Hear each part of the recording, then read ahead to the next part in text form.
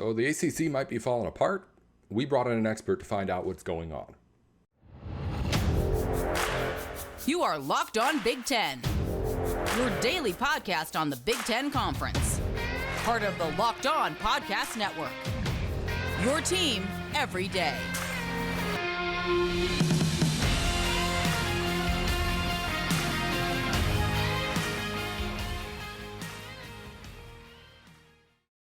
Welcome, you're tuned in to Locked On Big Ten. I'm your host, Nate Dickinson. Thank you for making us your first listen every day. And a shout out to all of our everydayers out there here on the Locked On Podcast Network. On today's show, we're going to talk to Candace Cooper, the host of Locked On ACC, as it could be a near end of the conference time for her, as 7 teams are apparently looking over their grants of media rights to figure out what they can do to potentially get out.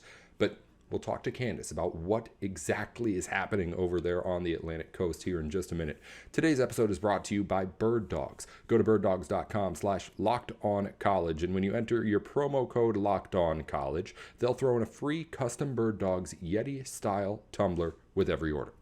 All right, let's get right into things here with Candace. Later on in the show, I'm going to get more into things that have broken since we last talked to her in this interview you're going to hear. So more news about what's going on in the ACC coming. But right now, let's hear about what exactly these 7 schools who are looking at the grant of media rights deal that the ACC has are actually doing here. You're tuned into Locked On Big Ten. I'm Nate Dickinson. We're joined today by the host of Locked On ACC, Candace Cooper, as we've got some big potential expansion news to tell you about. Not quite expansion news yet, but Candace is here to break down whatever it is that's going on over on the Atlantic coast, and we thank you for taking the time to join us for a couple of minutes, Candace. The report that we now know of is that there are 7 schools, FSU, Clemson, UNC, NC State, Virginia, and Virginia Tech, that are, the phrasing is being used, is examining this grant of rights deal, and what all that is, I don't know. So that's where I ask you, when you hear that, examining this deal, what do you take that as?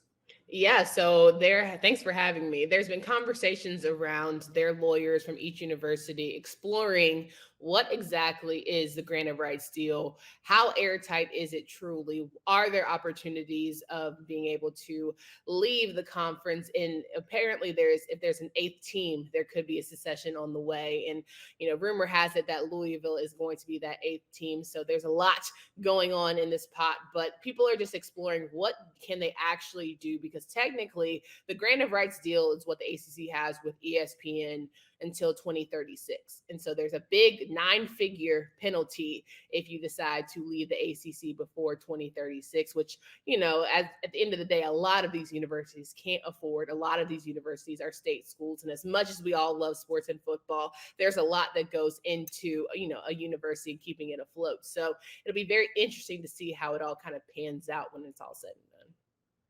Well, that was my confusion when just looking at this at first, was that examining the rights deal, I mean, it doesn't need examining. We already know it's really bad. That's kind of been the story for a long time now. Yeah. Why is this happening right now as opposed to any of the other times it possibly could have? Absolutely. So basically, you're seeing the ACC and its respective universities looking over their shoulder at the Big Ten and the SEC, getting extremely good TV deals and getting extremely good money, to the point where if the ACC were to keep its pace as is in the potential 13 years that it has left on this deal, you will see a $30 million gap between the Big Ten and SEC towards the ACC and what they're trying to do, the revenue sharing that they have for each school. And so $30 million doesn't seem like a lot, but, we're talking about what, pennies here. However, I think that it's something that, every major big brand, FSU's, Miami, North Carolina's of the world, is sitting there saying, well, why are we not trying to capitalize? Why are we not having Commissioner Jim Phillips get into the ring, either expanding to bring us more revenue with ESPN or getting us better universities to get into the fight and get us into the ring of having some primetime games with our current affiliate? Does the ACC have any position on this and what's going on as a conference as a whole? It's to make it very clear, Jim Phillips did not create this deal. This deal has come from John Swofford. So this is something that precedes him, which is very, of course, stressful, because it's not something that you probably would have put in place. However, this is what it is. The ACC is not stressing, because at the end of the day, a 9-figure settlement in order to leave, as well as the ACC gets rights to your home. The ESPN gets rights to your home games, regardless if you decide to leave the conference or not. So it's one of those situations where it doesn't necessarily benefit any university to leave before this deal is done, unless they have the extreme finances in place to do so. So in my opinion, the ACC is not sweating none. However, on my show yesterday, my co-host Kenton put it very plainly, somebody has to be lying, right? Like either the deal is not as airtight as we think, or these teams are feeling a little too big for their britches and they're going to get humbled real quick when they find out just how airtight this deal is. Do you think the conference would be willing to potentially go to bat and try and get through something with ESPN? Because, I mean, again, not sweating right now about losing schools, but at the same time, giving them what they want and getting more money is obviously something that helps the ACC as a whole, too.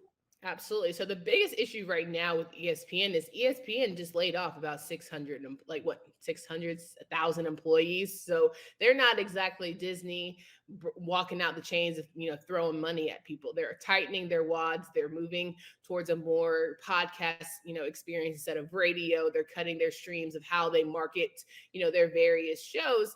They don't exactly have the ACC network booming with great hosts and opportunities. Makes you want to tune in every Saturday. Like, let's just keep it a band. College Game Day ain't, walking through ACC network store. So you're just having a hard time selling the network. You're having a hard time selling these games, and people are just not paying the same kind of popcorn as they are for the CBS, and a theme song music. You're not paying the same kind of money for a Texas Longhorn network or things like that. Like, it's just not there right now, and I don't see it being in the immediate future. But the backs are definitely against the wall as they've ever, more than they've ever been before. Do you think this is more sending a message than anything else about what they want? Because, again, the deal has been the same for a really long time. They've had time to have lawyers look at this thing. Yeah. When I look at it, I'm thinking, hey, this thing has always been, at least in my mind, the definition of airtight as far as legally goes. I don't know what any of that legal stuff means. That's just what the reports say. So is there something that can actually be done here, you think? Do you think these schools can actually do this on their own and build up enough to get out of this? So I don't think they have enough to get out of this. I do think that the ACC has never been in a worse position because there's so much more pay transparency that there ever has been in terms of how much is the Big Ten actually getting, how much is the SEC actually potentially getting to their respective universities. So you never have people be more pissed about money that they're not getting, which is the ACC. And even the Big 12 starting to entertain some people, the Pac-12 certainly unfolding and having their Los Angeles team sort of desert them. Now you say to yourself, as Atlantic Coast Conference, what can we do to ensure that our staple organizations want to stay with us? And right now you can't really argue a case for stay, stick it out. The loyalty thing is out the door. We all know that this is a arms race. We all know that this is about money. And so I don't necessarily feel like there is a fight for these respective universities in terms of can they actually pull this off. But I will say the feet are on the fire for the ACC to make some of these universities happy. FSU and Clemson are the schools that are leading the way in this, according to the reports. They're also the schools that, like you mentioned, if they wanted to pay the money to get out of this, they could find that $120 million to actually get out of the ACC. If those two schools, say, leave the conference, what happens to the rest? So I think that with Clemson, they have a better case because you have an argument of being in the national conversation. FSU, this is their first year where they're in the national football conversation. However, still, you have to hope that the SEC wants you. You have to hope that the Big Ten wants you. They're still doing negotiations on their end. So we don't even know if they would get an invitation from these other conferences. So you don't want to dangle the carrot without something surefired in the backfield. So I think that's something to definitely look at. I think Clemson would be all right. I think Florida State would be just fine in terms of a brand awareness. People are going to watch bad FSU games regardless. But I think it's something that they shouldn't just run to unless they know they have a safety net to find them once they jump. Candace Cooper with us here from Locked On ACC. We thank you for giving us all the insight, Candace. Before we let you go, again, this is something that's really just starting to happen, but is how you look at it now. What do you think is the most likely outcome of whatever this is? I wish I could tell you a likely outcome. The likely outcome, in Right, my right. opinion, is that nothing is going to change. We had a lot of this barking last season. We saw the ACC kickoff, Jim Phillips say there's always ongoing conversations, and that might be something that still happens at the end of this summer. People can apply to go to other places all they want to, but will it actually transpire, and will they find the money? And people, break down funds all the time. They say they have the 120 million, but at 2 years past, the world could change. We've seen it firsthand. So it's, to me, a lot of fluff, a lot of honestly crying about things that are very trivial. And at the end of the day, I think who it really hurts is the non-revenue sports. Who it really hurts is, networks and universities. So hopefully they can figure out something that'll be beneficial for all parties involved. Well, we'll see what happens. We know money makes moves. Once again, Candace Cooper here with Locked On ACC joining us. If you listen to Locked On Big Ten, you probably have already been able to guess what they're about. ACC stuff every single weekday. Thanks again, Candace, for joining us for a little bit. We'll have you on here again soon, I'm sure. Yes, absolutely. Thanks for having me. Thanks to Candace Cooper of Locked On ACC for joining us here on the program to break down what exactly is happening over in the ACC. We'll, of course, at some point soon go over what happens if that conference breaks up and how the Big Ten can take advantage. Before we break down all of the other news from that conference here going on this week, a reminder that today's show is brought to you by Birddogs. Birddogs are the shorts that are just outstanding for anything, really. They fit great and are comfortable too, and they're appropriate for any situation. You want to go to the beach? You can wear your Birddogs. You want to go out on a date? You can wear your Birddogs. You headed out to the golf course? You can put on your Birddogs. Make sure that you're comfortable in a short that fits and fits in at any situation that you could possibly ask for. Birddogs are the perfect any kind of day short for you to be able to just throw on without even thinking it. They look good, feel good, and again, you can wear them wherever it is that you're going and whatever it is that you're doing throughout your day. So if you want that comfort, that great fit, and that versatility that Birddogs provides, you can head on over to birddogs.com/lockedoncollege. And when you use our promo code LOCKEDONCollege, they'll throw in a free custom Birddogs Yeti style tumbler with you too. It's actually pretty high quality stuff that they have over there. Shorts Company making some pretty good tumblers as well. It's birddogs.com/lockedoncollege. Outstanding shorts, incredibly outstanding shorts that look good enough to be able to take anywhere. All right, let's continue on with some news that broke since we talked to Candace about what's going on with the ACC. So Candace filled us in on the 7 schools who are right now looking at this grant of rights deal. And who knows what ends up happening with all of that. But as this is happening, the ACC came together for some meetings here this week, and interesting things came out of it. The biggest of them is that ACC Commissioner Jim Phillips is saying that the ACC could go to a bit of a merit-based system to determine how much money each school gets in the conference for media rights every year, instead of what it is right now in the ACC and just about every other conference, where everyone just gets an equally distributed amount throughout everyone, depending on if you're at the bottom or at the top, doesn't matter. You get the same amount of money. It's what all the conferences are doing. It's what the Big Ten is going to be doing with its new media rights deal. But now the ACC is looking to be a little bit more creative. And while this is a move that may be able to keep the ACC together for now, I want you to make no mistake about it. This is at best a Band-Aid on what is just a much, much bigger problem that the ACC faces. Let me be clear. This is smart. This is a really, really smart thing for the ACC to do. Because if you're Jim Phillips right now, you're maybe not as worried as much about every single school in the ACC.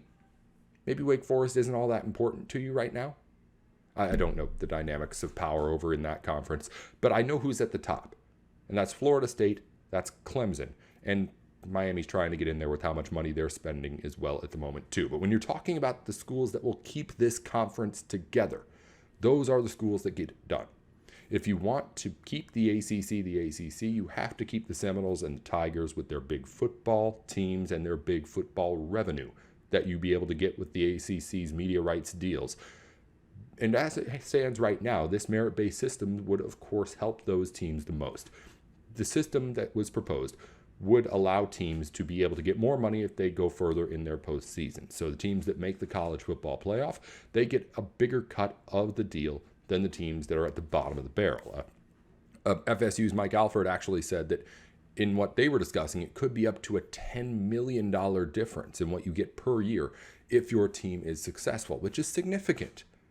And it does pretty significantly close the gap between what these ACC schools are making and what the Big Ten would be making. But it's not closing the gap by nearly enough.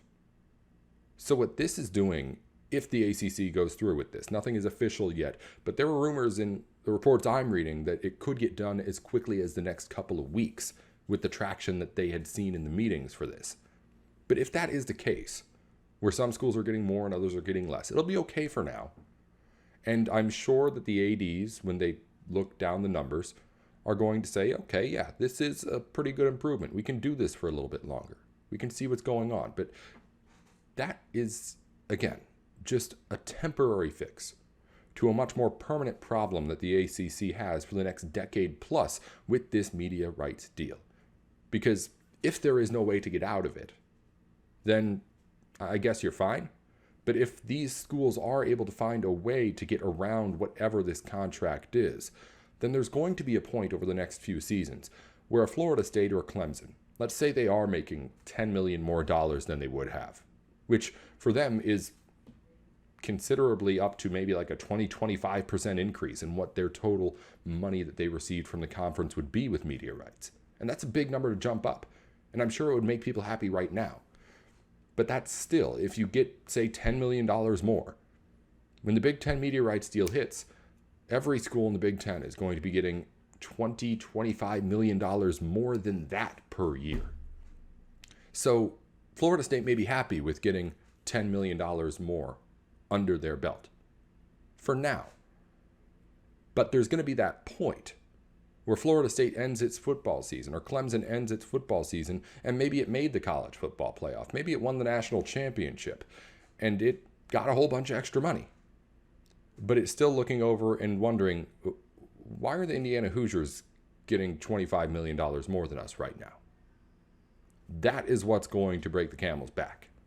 It's not going to be giving the ACC giving more of the money it has to schools. To be quite honest, it could give some sort of huge, astronomical amount to Florida and Florida State and Clemson. And then you're just bankrupting all the other schools. But if you're going to keep things at least relatively balanced, then there's no way you can compete with what the Big Ten is going to be able to provide for all of its institutions.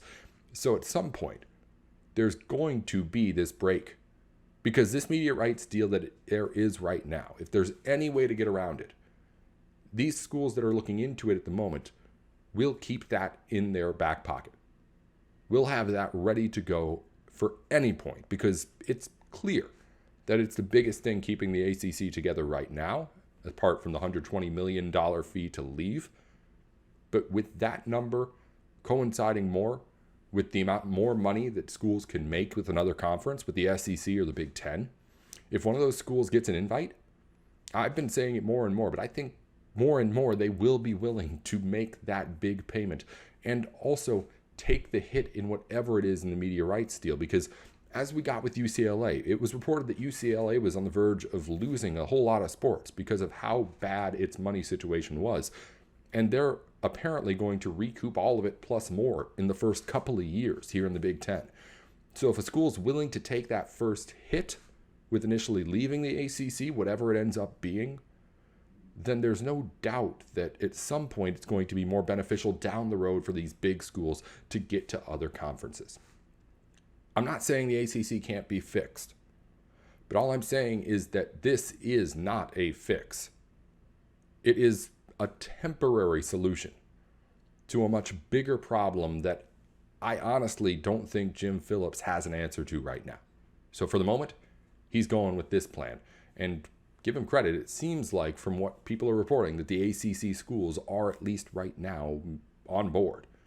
But I mean, we've been through this with Big Ten front offices and administrations as well. It's not exactly that easy to get everybody to agree. So we'll see what actually ends up happening. The biggest point, I think the ACC is still in trouble. And I think the Big Ten, if the ACC falls apart, should jump on a couple of schools. But that's for another show. We're going to end things here right now with Big Ten news here on Locked On Big Ten. Only a couple things to tell you about. First off, 4 of the Big Ten women's rowing teams are headed to the NCAA tournament. Michigan got the automatic bid as the winner of the Big Ten, followed by Indiana, Ohio State, and Rutgers, all getting their names in too. And Keon Coleman, former Michigan State wide receiver, has transferred to the ACC. He's headed to Florida State and the Seminoles, where he will hopefully continue an outstanding career. We wish him the best of luck, unless he's playing a Big Ten school, of course. That'll do it here for Locked On Big Ten. Be sure to follow us wherever you get your podcasts and on YouTube and on Twitter too. It's at Locked On Big Ten. 10 at the end, not TEN when you're typing it out. I'm your host, Nate Dickinson, at Nate with Sports. Coming up tomorrow, we're going to have Zach Sako on the show to break down the Penn State spring. Drew Aller is a 5-star quarterback coming in. Penn State has a whole lot of depth on that roster. Can they finally get over the hump to beat Michigan or Ohio State or both? We'll talk about that with Zach next time here on Locked On Big Ten. Nate Dickinson at Nate with Sports on Twitter here with Locked On. We'll talk to you soon.